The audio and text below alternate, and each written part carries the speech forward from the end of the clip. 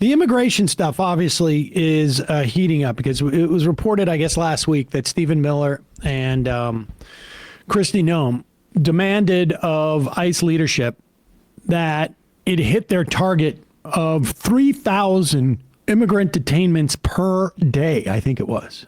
I think prior to that, they were doing 600. Maybe it was on a weekly or daily. Will you check on that for me? Nevertheless, it was an increase in these detainments as a multiple of 5. And so immigration is going and rounding up people. Seen footage, and we'll play some of this of them in San Diego, of them in Massachusetts seems to be one of the states that they're really hitting hard. I think they're trying really to emphasize blue states. And at a immigration hearing yesterday in New York City, there were protests there. And at one point, the protests were getting out of hand, and I don't know how much they were getting out of hand, but they were loud. And the cops there wanted them to disperse. And apparently, this is the story as I understand it, Jerry Nadler's office is in that same building. And one of the staffers said to some of the protesters, look, come up into the office and, let's reset everything and calm down. They went up there. I think they then left. But then apparently these federal cops come up and bust into the office and immediately arrest or cuff one of the workers there. All right, take it from the beginning. No, she did not. That is not what happened. Listen back. That is not what happened. Okay? What? Hold on a second. You have your contact information, right? No, I'm going to give you time to speak to you. Hey. That's what I'm going to speak to you. We got you. No. We got you. You're okay. I don't have to. You're okay. You're okay. You're going to be okay. I'm a federal officer. We're checking on something. We have the right to check. I'm giving you a warrant. I'm not resisting. Stop resisting. You harboring rioters in the office. So there was not a problem. Let's walk inside. Let's walk through. For what? Let me see what's in here. Let's go. Come on. Hold it there. So he's claiming that they're harboring rioters in the office. None of that. First off, there was no riot there by anybody's account. Second off, the idea of harboring rioters, is that a charge? Oh, don't need a warrant anymore. Guess you can throw the Constitution away. This is coming on the heels of a congresswoman in New Jersey being arrested by ICE for protest at a detainment facility. Democrats didn't do anything in the wake of that. But here you have federal cops coming into a congressman's office and cuffing an aide. Incidentally, we don't know her name. They didn't arrest her, apparently. This was all just about intimidation. And you look at what's going on with Harvard. This is not a defense of Harvard. But the reason why they're going after Harvard, they're doing it because Harvard is the biggest university or the most prominent university, supposedly one of the most powerful universities in the country. If they can bring Harvard to heel, they anticipate all the universities are going to come to heel. That's the way they create their authoritarian dominance. They find the biggest, this is literally like biology, right? I mean, prison. Right. Yeah, it's prison. It's the way that apes act. Like, you find the biggest one, you go and you punch them in the face, and then all of a sudden you're in charge of everything. By going after lawmakers and intimidating them this way, this is an attempt by the Trump administration to intimidate. And so what you need to see are Democratic leaders step up and start throwing around their weight. What can they do? All they can do is to talk tough. Sunlight. All they can do is sunlight. Well, sunlight, but they can also say, there can be threats. Anybody involved in this is going to be held to account. unless you think this is going to be the government in office for the next 25 years, anybody involved in this is going to be held to account, where we're taking your name down and you're going to be investigated. And we don't care who it is, you're going to be held to account. Subpoenas and whatnot. You better hope the Democrats don't take the House in 2026. And because your ass is going to be in line, because you've got to throw this intimidation back. Instead, what I give you, ladies and gentlemen, is Hakeem Jeffries, the Democratic leader in Congress, probably the number 2 most powerful Democrat in the country. And to your point, after Chuck Schumer. Yes, and I just want to note that this Nadler is the judiciary ranking member for the Democrats, so they were targeting also a big fish and going after his staffer too. Congressman Jerry Nadler said that DHS agents entered his congressional office on Wednesday without a warrant and handcuffed a member of his staff. This, of course, comes after the Trump Justice Department charged Democratic Congresswoman LaMonica McIver with obstructing ICE agents after an altercation at a facility in Newark, New Jersey. Now, I know you previously warned that the administration charging members of Congress was a, quote, red line. What are you doing now that the red line you talked about has apparently been crossed? Well, let me make clear that the House is a separate and co-equal branch of government, the Congress. We don't work for Donald Trump. We don't work for the administration. We don't work for Elon Musk. We work for the American people. And we have a responsibility to serve as a check and balance on an out-of-control executive branch. That's the constitutional blueprint that was given to us by the framers of the United States democracy that we have inherited over the last few centuries. And so we're going to continue to undertake our congressional responsibility, notwithstanding efforts by the Trump administration to try to intimidate. I mean, can you believe this is the first 60 or 90 seconds of what this guy has to say? He's basically saying, like, he might as well say, like, let me make one thing clear. We're on television now. Television is a technology that allows for images to be beamed into, like, we know this. The whole premise of the question is, you're a Congress. What are you going to do about it? And he's just like, well, let me reiterate what we all know here, as opposed to address your question. It sounds like he doesn't want to address the topic at all, right? He's talking around it because I don't know if he's gotten like the memo on what the polling says about this particular amount of attention. We'll get to the polling. Yeah. Go ahead. Trump administration to try to intimidate Democrats. It's unfortunate that our Republican colleagues continue to be nothing more than rubber stamps for Trump's reckless and extreme agenda. And the American people, I think, will ultimately reject that next year when we will take back control of the House of Representatives. In the meantime, in terms of how we will respond to what Trump and the administration has endeavored to do, we will make that decision in a time, place, and manner of our choosing, but the response will be continuous and it will meet the moment that is required. What exactly does that mean? Have you not decided how to respond? We've publicly responded in a variety of different ways. We haven't let our foot off the gas pedal in terms of additional things that may take place with respect to our congressional oversight authority and capacity. We will respond in a time, place, and manner of our choosing if this continues to happen. Okay, this is what I don't understand. Keep that image up. Because behind him, it says State of the Union, which is the name of the TV show he's on. But he's answering as if he was asked this question by a waiter at a restaurant and had no idea anybody was going to ask him any question about this.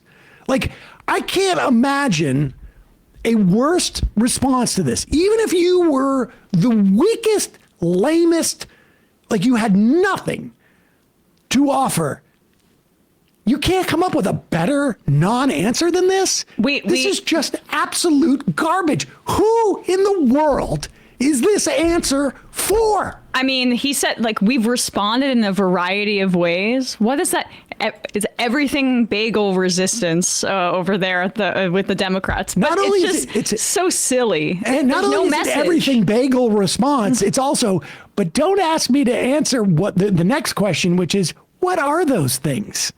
I mean, if she says, what does that mean? And we're looking at this going like, what does that mean? Why does this guy allow himself to go on television when he cannot even communicate his non-answer? Just don't go. Just don't go. Like, what is it that you think this is achieving? What is this supposed to be achieving? And I'll tell you what it's not achieving. It's not helping Democrats. Look at this poll. Let's go with that CNN. What number is that? Oh, this What? is the stuff that Harry Enton put together. I saw this. No, one. this is it's the other different. guy. Okay. What number is it? 3A. 3A. Yeah, and it's going to be Pop the video. this up. Yeah. Oh, this is a different guy. So much bad. No. David Chalian. Nope. Yeah, right here. Listen to this poll.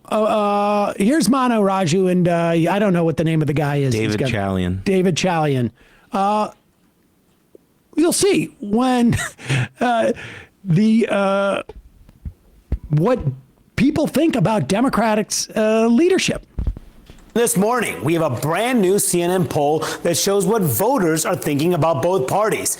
David Chalian joins me here at the Magic Wall to take us through this poll. So, David, what are the key takeaways? Yeah, this is where we left off on election night 2024, but we wanted to get a sense of where Americans are right now. And one key trend we're looking at here, Manu, is should the government do more, or is the government trying to do too much? 58% in our new poll of Americans now say the government should do more. That is a 30-year high that we have seen. So what's driving that? Why are so many fewer Americans saying that the government is trying to do too much? Well, as you might imagine, we're seeing that movement among Republicans who are in charge of all aspects of government right now. Look at this huge drop. From August of 23, 73% of Republicans said the government was doing too much. That was when Joe Biden was president. Now it's down to 57%. But we also see this decrease in those saying government's doing too much among independents as well. We also wanted to test where the country Now, stood. I don't know what you can really garner from that. Obviously, Republicans now are more confident that if the government does stuff, they're going to be happy with it because it's run by Donald Trump and Republicans. And what they want, I mean, maybe they want more immigration detainments. But there's no indication of that in the polling. Who knows what it is exactly that they want? Probably lower prices. Probably maybe more services. Who knows? But continue. But the overall number is interesting to me that it was a 30-year high, 58% saying they want the government doing more, right? Which is why it's the exact wrong time to be making an argument on the Democratic side about how government's red tape is the real problem here, And not parliamentarian, billionaires. please save us. Yeah. With the parties on various issues, okay? Crime and policing is by far and away the Republicans' best advantage. R plus 13 now, R plus 14 a couple years ago. But look at the economy and immigration, two key Trump issues. You see, it's still a Republican advantage, but you see that advantage is narrowing on both of those key issues. This gets to what he was saying, I think, about some of the... Now, on the economy, again, that echoes maybe they want prices to come down more. Maybe they want better pay. On immigration, maybe Republicans are seeing something different than I am. But the idea that we have Democrats going down to El Salvador, we got Democrats fighting to get people released from detention centers. We got Democrats arrested for detention, means that people aren't happy with what's going on with the immigration work of Republicans. They've lost 8 points on that. The anxiety people have about the economy over the tariffs that we were talking about. A dead tie on world affairs. Positive. It's a dead tie on world affairs, but it's a -6 from where it was in November. Which they sort of blew through that. That was one of the biggest changes. But be that as it may, Democrats in education, and climate change have gone up or stayed the same. It's gone down in abortion because they haven't done anything about it. And they're not in a position to do anything about it, but I think people are upset about that. Edge, education, abortion, and climate change. We also took a look at some key attributes. This is how Americans sort of see the parties. Which party is better described as the party with strong leaders? Look at this. Wow. 16% of Americans say Democrats, 40% say that of the Republican. Keep that image up there. Chuck Schumer and Hakeem Jeffries must think this is to their advantage, because their whole strategy has been do nothing. We just watch Hakeem Jeffries. I mean, look, we know that those law firms who caved to Donald Trump are losing clients. Big story in the Washington Post, I think Wall Street Journal as well. Why is that the case? Why are law firms that cave to Donald Trump losing clients? Law firms that supposedly have ingratiated themselves with the administration. They're losing clients because the clients are saying, hey, if this law firm can't even protect itself from illegal activity, how are they going to protect me? Which is the exact same dynamic that voters are looking at if Hakeem Jeffries can't do anything about federal officers busting through their doors and detaining a staffer for Jerry Nadler. How are they going to do anything for me? We're going to ask something of Hakeem Jeffries and the Democrats, or from Chuck Schumer and the Democrats, and they're going to say, we will choose the time and the place and the situation when we will help you. And we will let you know when that happens. Party. Now, overall, no party's doing great. Lots of Americans say neither of these qualities apply to either party. But look at how much worse off the Democrats are. A party that gets things done. Only 19% of Americans say that about the Democrats. 36% say it about the Republicans. In fact, the only place that the Democrats are numerically ahead, party of the middle class, is basically a tie. Party of change. Republicans are up. Even when they're in power. Party of extremism. Isn't that crazy? Pelosi, Schumer, Hakeem Jeffries, they got what they want. They've been angling for that result for, my entire adult life. They have a 10%, Democrats have a 10% supposed advantage on the party of extremism, but it means nothing. It means nothing. Also, another good, I think this also indicates how both parties are quite unpopular at the end of the day. But the entire Democratic messaging since Trump has been in politics for 10 years has been to separate him from the brand of the Republican Party. Yep. So they could have spent 10 years hanging the unpopularity of the Republicans on the neck of a more charismatic figure for it. Instead, they did the opposite. And they tried to appeal to those Republican voters. Yeah. 34% say that of Democrats, 32% say that of Republicans. But this, I think, is the most fascinating. How do partisans talk about their own party? Right? So among Democrats and Democratic leaners, 32% say Democrats are the party with strong leaders. I mean, of their own kind, right? 82% of Republican leaders say that about the GOP.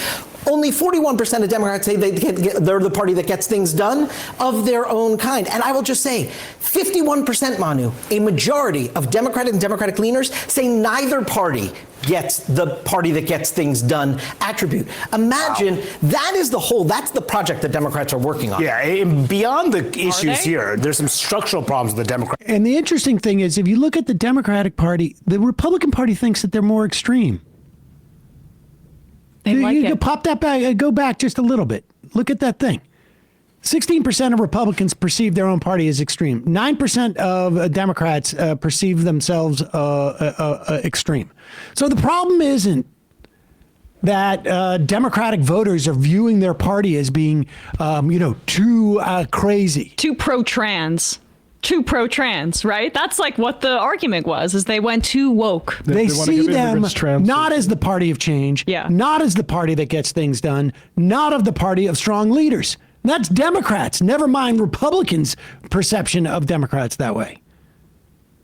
They are failing to convince their own party. Never mind failing to convince Republicans. But rest assured, they have a plan, which they will decide upon at a time and place of their own choosing. Yeah. We'll be waiting. AIPAC will make sure their incumbency is safe and that nothing changes. Project that Democrats are working on. Yeah, and beyond the issues here, there's some structural problems with the Democrats as well. There are. And again, this is where we ended up on election night in 2024. This is by county. Obviously, these were the results. But what I want to show you on this next map is we have this amazing opportunity. Donald Trump, a candidate 3 times in a row, to look at those 3 successive elections and take a look here among the shifts that we saw across the country. Everywhere you see red here is a place that Donald Trump improved his performance from 16 to 20 to 24. Now, he lost some of these counties. He didn't win all of them. But you see how much more red there is than blue. Places where, Clinton did better than Obama, Biden did better than Clinton, and Harris improved on that. Far fewer places in America than when Donald Trump increased his vote share over those 3 successive presidential elections, Mon. Yeah, there's a lot to... And I would add those places where you see a blue shift look a little bit less populated. I mean, at least in North Dakota, it is the 2 reservation areas.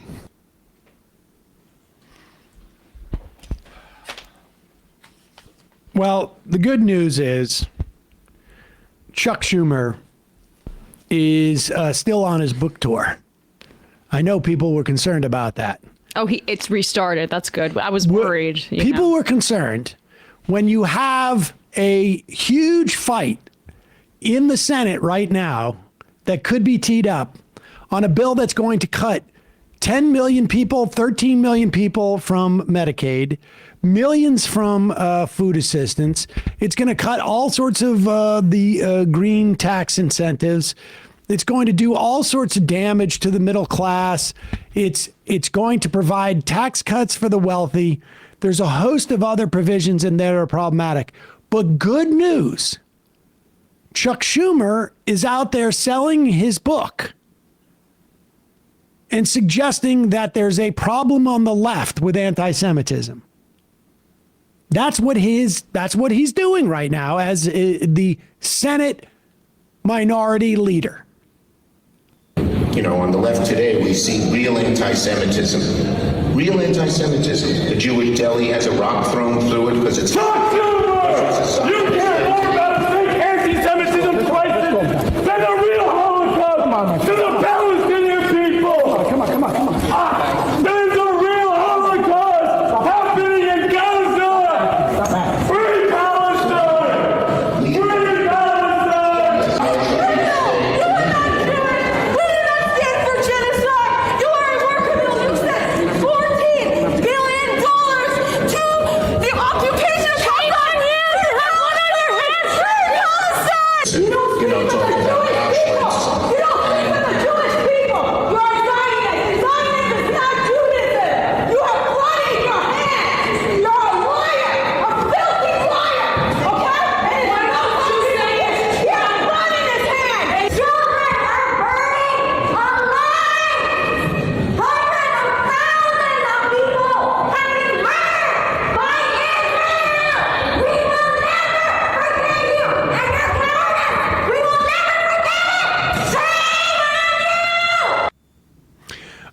Good for those Hell folks. yeah. Chuck Schumer get off his book tour challenge. I mean, he said this is his primary job. To keep the Democratic Party pro-Israel. By hook or by crook, right? By enabling fascism, enabling the arrests of people for their free speech, or... By being Vichy Democrats. I mean, there is no doubt that Chuck Schumer and the other Democratic lawmakers, unfortunately a majority of them who are complicit in this genocide, have enabled this kind of fascism here at home by continuously backing this false notion that the anti-genocide protests are anti-Semitic and going on a book tour to reinforce this framing. The Democrats take Israel money. They're not a whole lot different than Dave Rubin had on Ambassador to Israel David Friedman on right after October 7th. And his main thing is you need to enforce your border security so this doesn't happen to you. They want us to have the same model that Israel does towards their neighbors. Just wall it up. Violence of anybody that doesn't belong. And that's the world that they're creating right in front of our eyes. And Chuck Schumer and Hakeem Jeffries are happy, and they're frankly bought to go along with side it and not do any sort of real resistance toward it. It's simulated. Hey, folks, don't forget to hit the subscribe button and check out our daily show. We do it every day at 12 p.m. Eastern for about 2.5 hours. We even take phone calls. You should check that out.